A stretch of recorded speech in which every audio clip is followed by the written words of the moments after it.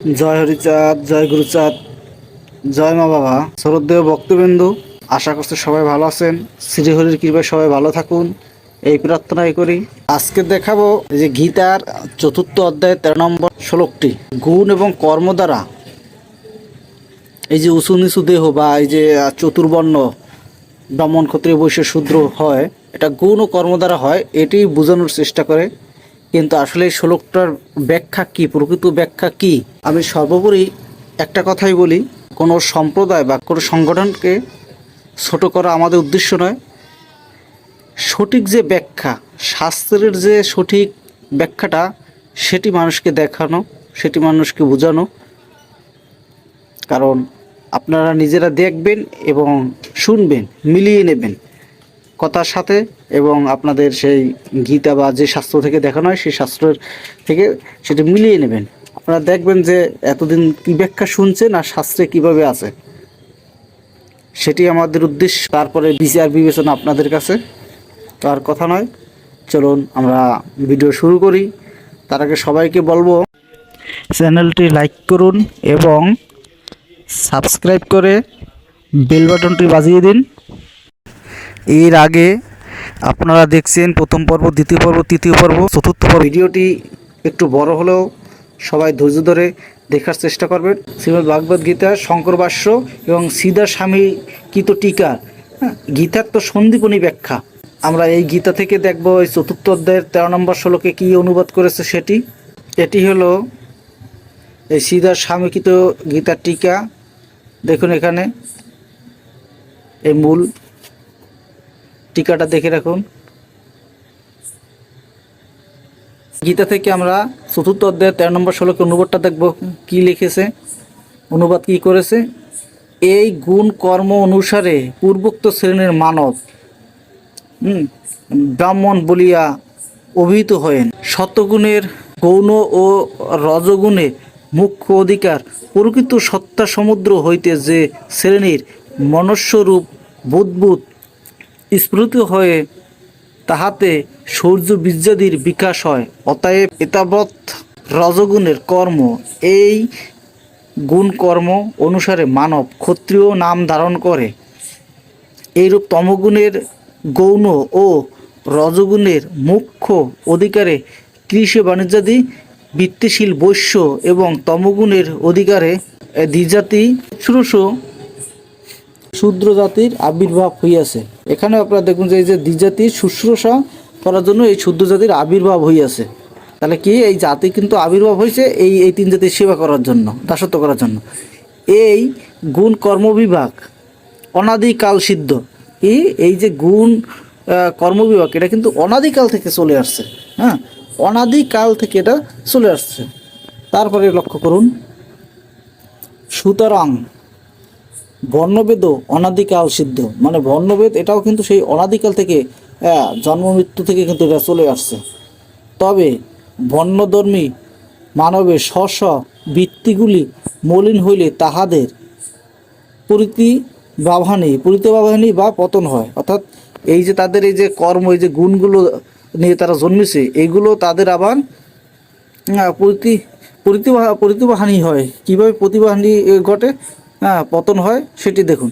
ব্রাহ্মণ মলিন বৃত্তি হইলে যথাক্রমে ক্ষত্রিয় ব্রাহ্মণ হয়, বৈশ্য ব্রাহ্মণ হয়, শূদ্র ব্রাহ্মণ হয়, চণ্ডাল ব্রাহ্মণ আদিতে পরিণত হয়। এখন এই জিনিসটি একটু আপনারা বোঝার চেষ্টা করুন। এখানে কিভাবে ব্রাহ্মণ কিন্তু ব্রাহ্মণই থাকে, উনি যে কাজই করুক না কেন, হীন কাজ যাই করুক না কেন, উনি কিন্তু আর শূদ্র হয় না, এটা পরে পাবেন। তাহলে কিভাবে, যে দেখুন এই শূদ্রের বাড়ির যেসব ব্রাহ্মণ পূজা করায়, অর্থাৎ যারা মনে করেন একটু পতিত হয়েছে, পতন হয়েছে, মানে ব্রাহ্মণ তাদের উচ্চস্থান থেকে একটু নিচু হয়েছে, তারা কি, যে যারা বৈশ্যর বাড়ির যে ব্রাহ্মণ পূজা করায় তারা কিন্তু ক্ষত্রিয় বাড়ি পূজা করাতে পারে না। যারা শূদ্রের বাড়ির যেসব ব্রাহ্মণ পূজা করায় তারা কিন্তু বৈশ্যের বাড়ি, ক্ষত্রিয়ের বাড়ি, ব্রাহ্মণের বাড়ি পূজা করাইতে পারে না। আর যারা ব্রাহ্মণের বাড়ি ব্রাহ্মণ পূজা করায় তারা কিন্তু এইসব বাড়ি শূদ্রের বাড়ি আপনি পাউদুরে পূজা করাইতে পারবেন না। আপনি পরীক্ষা করে দেখুন, বা যারা ব্রাহ্মণ লাগান তারা একটু আজকের ব্রাহ্মণদের কাছে এটা জেনে দেখুন, স্পষ্টভাবে আপনারা বুঝে যাবেন।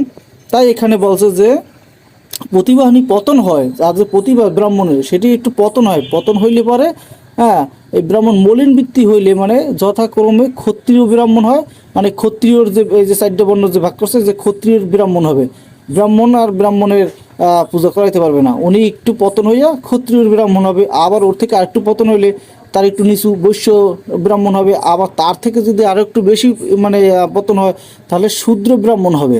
হ্যাঁ, এবং তার থেকে একদম নিচু ব্রাহ্মণ যেটাকে বলা হয় 6300-র মতো ভাগ আছে ব্রাহ্মণদের ভিতরে সম্ভবত। তাহলে আপনি বুঝেন, তাহলে কি এর ভিতরে যে একদম নিম্ন ব্রাহ্মণ তাকে চণ্ডাল ব্রাহ্মণ, অর্থাৎ চণ্ডালে আদির যে পূজা পার্বণ ইত্যাদি করায়, হ্যাঁ, তাদেরকে চণ্ডাল ব্রাহ্মণ বলা হয়। আদিতে পরিণত হয়েন, এই যে চণ্ডাল ব্রাহ্মণ আদিতে পরিণত হয়েন।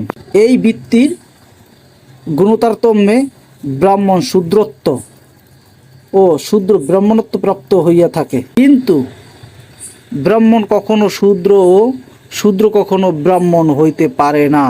তাহলে এখানে কি এই যে গুণটা দেখুন, এখানে বলছে যে এই যে বৃত্তির গুণ, বৃত্তি কি ব্রাহ্মণের কাজ হয়েছে বৃত্তি, ব্রাহ্মণের বৃত্তি কাকে কোনটাকে বলা হয়?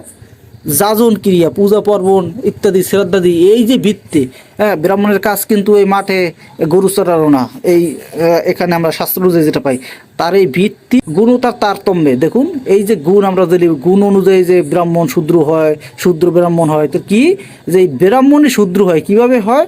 এই যে গুণের তারতম্যে, যে তার ওই গুণ থেকে যখন পতন হয় তখন ব্রাহ্মণ শূদ্রত্ব ও শূদ্র ব্রাহ্মণত্ব প্রাপ্ত হইয়া থাকে। অর্থাৎ এই যে গুণটা, হ্যাঁ, এই গুণ দ্বারা উনি ব্রাহ্মণের হয়তোবা গুণটা অর্জন করে উনি সেই হিসাবে পূজা পার্বণ করাইতে পারে, সেটি অর্জন হতে পারে। কিন্তু এই যে ব্রাহ্মণ কখনো শূদ্র ও শূদ্র কখনো ব্রাহ্মণ হইতে পারে না। দেখুন স্পষ্টভাবে ভুলটা আপনাদের ভাঙাই দিয়েছে, দেখুন, কারণ ওই জায়গাতে একটু গোলমিল আছে, অনেকেই বুঝতে পারবেন না এত গভীর কথা, তাহলে সেই জন্য এখানে ভাঙাইয়ে দিয়েছে যে কিন্তু ব্রাহ্মণ কখনো শূদ্র হয় না, আর ও শূদ্র কখনো ব্রাহ্মণ হইতে পারে না। হ্যাঁ, এটা কিন্তু এই যে গীতাটা যিনি আদি ভাষ্যকার, প্রথম যিনি ভাষ্য করছে, যত বৈষ্ণব বলে না যাই বলেন, সবার গুরু, গুরুরও গুরু, সেই যে শঙ্করাচার্য শ্রীধর স্বামী, তার ভাষ্যের টিকা দিয়ে কিন্তু এই গীতার অনুবাদটা করা। তাহলে কি ব্রাহ্মণ কুলে জন্ম, সংস্কার দ্বারা দ্বিজত্ব, আর বেদপাঠপূর্বক বিপ্রত্য ও ব্রহ্মবোধক যুক্ত পুরুষই সর্বোৎকৃষ্ট ব্রাহ্মণ। তাহলে এখানে পেলেন ব্রাহ্মণ কুলের জন্ম, দেখলেন কিভাবে ব্রাহ্মণ হয়, যে ব্রাহ্মণ কুলের জন্ম, আর সর্বোৎকৃষ্ট ব্রাহ্মণ কিভাবে হয়, আর সর্বনিম্ন ব্রাহ্মণ কিভাবে হয়। হ্যাঁ, এই দুটির এত সময় যে তাৎপর্য, এটা কিন্তু এখানে বুঝাই দিল। সর্বোৎকৃষ্ট ব্রাহ্মণ যিনি, তিনি এই যে গুণ কয়টা থাকলে তিনি সর্বোৎকৃষ্ট হবে, আর এই গুণ কয়টা থেকে একটা একটা পতন হবে, আর এক একটা বর্ণের তিনি ব্রাহ্মণ হবে, ওই উৎকৃষ্ট থেকে নিকৃষ্ট দিকে আস্তে আস্তে ধাবিত হবে। এতাবত্তের শেষ দিক হইতে যেমন একটির করি হয়, তেমনি ব্রাহ্মণের হীনত্ব হইয়া থাকে। এই যে বললাম যে এই যে বেদপাত, দ্বিজত্ব, বিপ্রত্য, এইগুলো থেকে এক একটা হবে, আর এক একটা থেকে তিনি হীনত্ব হবে। হ্যাঁ, ব্রাহ্মণ কুলজাত উপনীত ও বেদোদ্যয়নশীল ব্রাহ্মণ ব্রহ্মত্ব ব্রাহ্মণ অপেক্ষাহীন। ব্রাহ্মণ কুলজাত ও দ্বিজ ব্রাহ্মণ বেদোক্ত ব্রাহ্মণ অপেক্ষাহীন। অর্থাৎ এই যে ব্রাহ্মণ কিভাবে এতগুলো যে ভাগ হলো, যে শূদ্র ব্রাহ্মণ, বৈশ্য ব্রাহ্মণ, যে এত সময় বললাম, এটা আপনারা বুঝতে পারবেন। এগুলো যদি গীতা পড়েন তাহলে আপনারা অবশ্যই বুঝতে পারবেন যে কিভাবে শূদ্র ব্রাহ্মণ, বৈশ্য ব্রাহ্মণ এগুলো ভাগ হলো। অর্থাৎ এগুলো ব্রাহ্মণের ভিতরে উঁচু নিচু আছে, এই জন্য এই নিচু কুলের ব্রাহ্মণ নিচুই হয়। হ্যাঁ, সেইগুলো এখানে ভাগটা এখানে ভাঙাইয়ে দিছে। তাহলে আপনারা আশা করি বুঝতে পারলেন ক্লিয়ার। আজকের এই আলোচনা থেকে আরও অনেক আলোচনা আছে, অনেক দেখানোর বাকি আছে। ভিডিও বড় হলে তো অনেকেই দেখতে চান না, সেই জন্য শর্টকাটে করা। তো আর একটু শেষের দিকে দেখিয়ে রাখি যে শিষ্য যেমন গুরুর শুশ্রূষা করে, সেইরূপ শূদ্র দ্বিজাতিগণের সেবা করিবে। কত সুন্দর কথা এখানে লিখছে। হ্যাঁ, যে শিষ্য যেভাবে গুরুর পা টিপে দেয়, মাথা বানিয়ে দেয়, তারপর তার কাজকর্ম, রান্না বান্না, কাপড় চোপড় ধুয়ে দেয়, হ্যাঁ, সেই রকমের এখানে যে শূদ্র দ্বিজাতিগণের সেই সব সেবা করিবে। যেমন সকল ভাই জ্যেষ্ঠ হইতে পারে না, তদ্রূপ সকল বর্ণই একরূপ হয় না। হ্যাঁ, কীভাবে যে সকল ভাই যেমন জ্যেষ্ঠ মানে বড় হয় না, সেই রকমের সকল বর্ণই কিন্তু একরকমের হয় না। ঈশ্বর কাহাকেও পক্ষপাতপূর্বক ছোট বড় করেন নাই, প্রকৃতির গুণকর্ম বিভাগে এরূপ হইয়াছে মাত্র। হ্যাঁ, কি বলছে যে ঈশ্বরের কোনো পক্ষপাতিত্ব করে নাই, ছোট বড় করেন নাই, এটা যে প্রকৃতির, অর্থাৎ এই যে আমরা গুণ আজকে যে কর্মগুলো করছি এই অনুযায়ী আমরা পরবর্তীতে জন্মগ্রহণটা করি, এটা ঈশ্বরের কাজ না, এটা আমরা আমাদের কর্মের দ্বারা আমরা সেই জন্মটা প্রাপ্ত হচ্ছে। এরপরে দেখব এই যে সন্দীপনী গীতার আমরা 17 অধ্যায় 2 নম্বর শ্লোকের অনুবাদটা একটু দেখুন। এখানে এই যে গীতা তো সন্দীপনী, মনুষ্য পূর্ব জন্মাঞ্জিত ক্রিয়ানুরূপী প্রকৃতি লাভ করিয়া থাকে। দেখুন কি, পূর্ব জন্মের শত রজ বা তম গুণ অনুসারে ক্রিয়া করিয়াছেন, অর্থাৎ এই পূর্বজন্মে এত সময় এই একটাই কিন্তু আমি বোঝানোর চেষ্টা করছি যে পূর্বজন্মের দ্বারা যে এই যে এখন যে কর্ম করবেন এই অনুযায়ী কিন্তু পরবর্তী জন্মে আপনি ব্রাহ্মণ ক্ষত্রিয় অর্থাৎ এগুলো হবেন। তিনি বর্তমান দেহে তদনুসারে সাত্ত্বিকী, রাজসী বা তামসী শ্রদ্ধা লাভ করেছেন, অর্থাৎ এই জন্মে আমি শূদ্র, এর কারণ আমার পূর্বজন্মে আমি তামসিক লোক ছিলাম, সেই জন্য আমি এ জন্মে শুদ্ধত্ব প্রাপ্ত হয়েছি, শূদ্রের ঘরে জন্ম নিয়েছি। এটা কিন্তু আমার কর্ম দ্বারা হয় না, এই স্বভাবটা কিন্তু আমার পূর্বজন্মের স্বভাব অনুযায়ী কিন্তু আমার এই জন্মটা হয়েছে।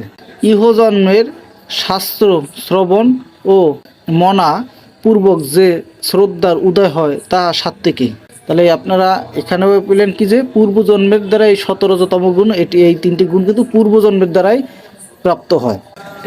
এখানে একটু ভালো করে আবার একটু লক্ষ্য করুন, এই যে গীতার্থ সন্দীপনী, অর্থাৎ সন্দীপনী গীতার যেটা টিকা করা হয়েছে সিদ্ধ স্বামী এবং শঙ্করাচার্যের, এদের টিকা নিয়ে গীতাটি করা, ভাষ্য করা। তাহলে তিনি এখানে একটা উদাহরণ তিনি দিয়েছেন, দেখুন অত্রি সংহিতা থেকে।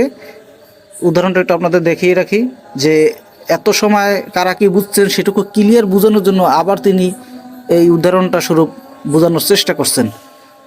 ব্রাহ্মণ বিবাহিত ব্রাহ্মণ কন্যা, ক্ষত্রিয় কন্যা বা বৈশ্য কন্যাতে ব্রাহ্মণ হইতে উৎপন্ন পুত্র বিপ্রবৎ কর্ম করিবে, এবং ক্ষত্রিয় বিবাহিতা ক্ষত্রিয় কন্যা বা বৈশ্য কন্যাতে ক্ষত্রিয় হইতে উৎপন্ন পুত্র ক্ষত্রিয়বৎ কর্ম করিবে।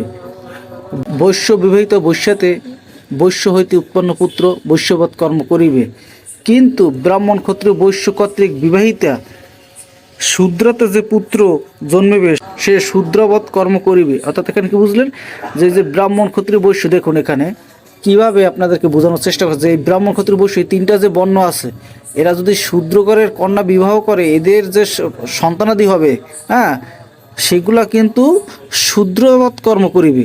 হ্যাঁ, তারা কিন্তু এই ব্রাহ্মণ বা ক্ষত্রিয় বৈশ্যের যে কর্ম এটা কিন্তু করতে পারবে না, তারা এই শূদ্রের যে কর্ম সেটাই কিন্তু করতে হবে। তাহলে কি পেলেন এখান থেকে, কি বোঝা গেল, কোন গুণ কর্ম, যেটা কিন্তু জন্ম অনুসারেই বারবার দেখানো হচ্ছে।